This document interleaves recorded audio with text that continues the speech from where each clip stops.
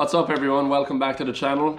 So since I started making these YouTube videos a few weeks ago, a lot of different people have asked many different questions, and for this week's video I thought I'd do a Q&A. So off my Instagram channel we put up a story asking people to ask any questions they wanted.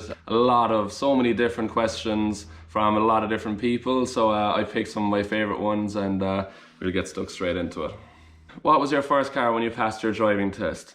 First car, my first road car was a Fiat Bravo, then I had a Fiat Stilo, then a Fiat Punto, and I actually passed my driving test in my mother's Toyota Yaris. So some very luxury cars when I started out, driving on the road, but I did have some cool cars for the track. Everything I had went into competing and getting to the track at the weekend, so yeah, my road car selection at the start definitely wasn't anything exciting. Have you drifted in Japan? Would you do Formula Drift Japan? No, I've never been to Japan. I haven't even traveled to Japan yet, but it's something I definitely want to do. Obviously, it's where drifting started originally, and I've been a huge fan of Japanese drifting before I started competing myself. So definitely at some point I want to make it happen. What series and what car, who knows, but all I can say is let's see what happens. At what point did you realize you can make a career out of drifting? So I started drifting when I was, 15 years old, and it was my absolute dream to try to do this as a profession when, I got good enough and if I could progress enough, and that was my main goal, was just practice as much as possible, do as many events as possible and try my best in those competitions. And I guess, watching Formula Drift and many drivers over in the US start to make it their full-time job, that's when it really became like, okay, I need to try to make this happen for myself. And I just kept on chasing goals, and it was about late 2012 going into 2013 is when I stopped doing my job. I was working in a garage at the time, selling car parts and working on cars, and we decided to give it a shot.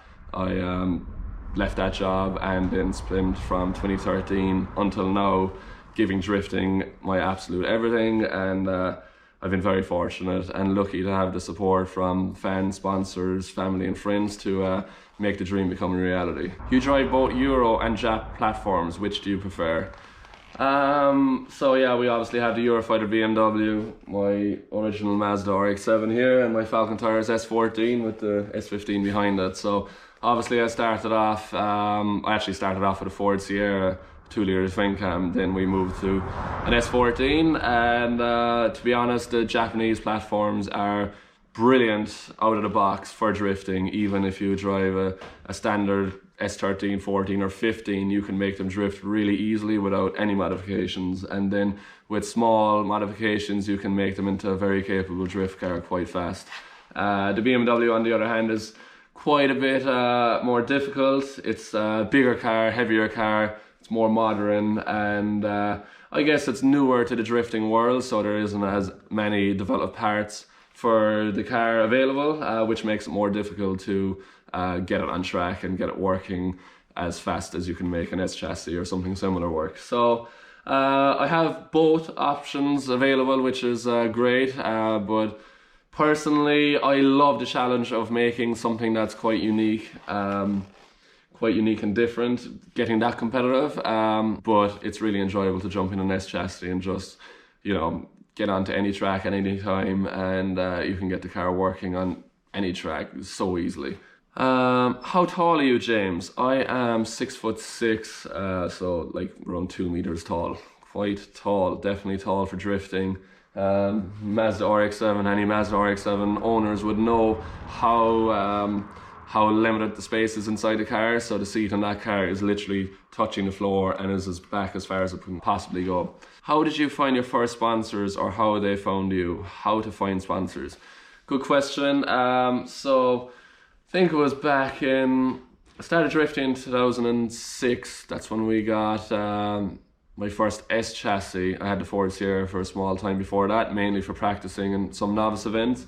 Then we got the S chassis, S14, and I had about €1,000 saved up, and my brothers both gave me €1,000 each, and a friend, Rhino, put €1,000 into it too. So we managed to get the car for $4,000. It was really cheap, and huge thanks for the lads for helping me back then in 2007 when I was 15 years old. We then went to the track and I managed to get my pro license, and then I got quite a bit of support from just local companies that either I knew or my family knew. So later on that year I managed to get some support by, I think it was HKS and a local company, Ears Motorsport, just giving products to bring the power up of the car. I won my first event when I was, my first pro event when I was 15, and quite soon after that we managed to get a tyre deal, and the tyre deal was actually through Pro Drift Series, who had the tyre sponsoring the series, and they agreed to sponsor a number of drivers competing in the series. So that's when I first got my tyre sponsor. But honestly, it's just about presenting yourself well,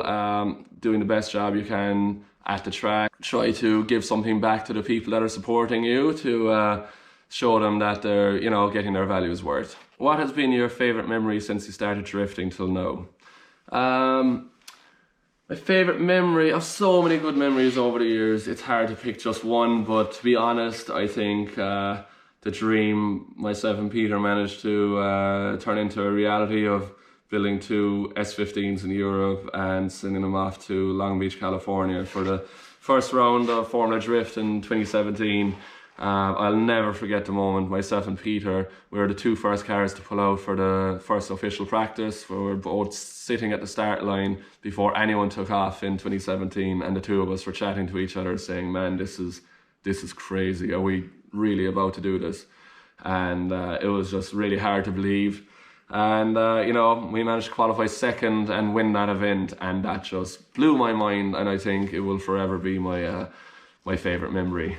When was the last time you spun? I think it was 1996. Yeah, 96, I'm sure. I'm joking. What inspired me to take drifting on this competition level? I think I never knew how good I was going to be at actual competing until I started, and then I managed to have some really good results early on, and I loved that feeling, and I loved the buzz of driving in front of a crowd and doing tandem drifting with other opponents, and I just fell in love with the competition element and just, you know, haven't stopped since.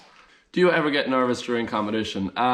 Most definitely. I think before the start of every run I have ever done, my heartbeat gets faster, you know, you're just waiting for the moment that you go. One of the worst things for me is if you're at the start line and then something happens in the battle before you, and then you have to stay waiting for a minute, 2 minutes, 5 minutes, or maybe even 10 minutes, depending on what happened. That's the worst feeling, because you're after psyching yourself up to go do battle, and then you're waiting, so your energy level goes from up here to down there and like spiking crazy. So I think that's one unique thing about drifting, is how many ups and downs the drivers have throughout one weekend, because there's a lot of gaps. You know, you have your practice sessions, and in between each practice session there's probably 20 or 30 minutes of waiting, and so your like heart is racing, then you're trying to stay calm, then your heart is racing again, and then it's the same thing when you go through the battles between top 32, a big break, then top 16, top 8, top 4, and the finals. And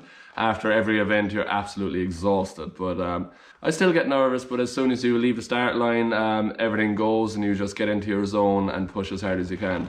Ever done or interested in any other motorsport disciplines?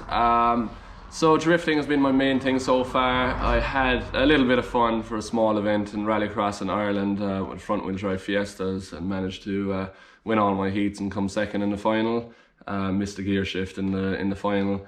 But if I was to get into any other motorsport, it would probably be rallycross, or maybe even rally itself, because that's where my background is. My uncle and my dad used to rally, and my brother still does a bit of rallying. So if it was going to be anything, it would be rally, or personally I think rallycross might suit me better, because it's circuit based and you're doing the same track all weekend, and it's close contact with other cars as well. So I would love to give that a shot at some point. Let's hope we get the opportunity. What made you fall in love with cars drifting? PS, big love. Thank you very much. What was it? So when I was a kid, ever before cars, I was probably fascinated by tractors and machinery and things like that. I think like a lot of other young Irish kids, you're just living in the countryside, you're always looking forward to the summertime when they're cutting the grass and anything related to machinery like that. But I think as soon as my brother got his first E30 3-5 BMW, and then soon after got a rally car, and we started following a lot of rallies and things like that, and my obsession for machinery quickly turned to cars and motorsports. So I started driving from a very young age, and just fell in love with everything about cars and motorsports since then. If there was anyone else's car in FD you could drive, who would it be and why? One thing I love about Formula Drift is the amount of different cars and different platforms, and there's so many cool cars out there. But if I was to pick one to drive, I'd love to experience driving the RTR Mustangs back in probably 2 years ago, when they had the really mad setup, really soft in the rear, and the cars were just jacking themselves up like crazy. That must have been a mad experience to drive, and I think it was definitely fun.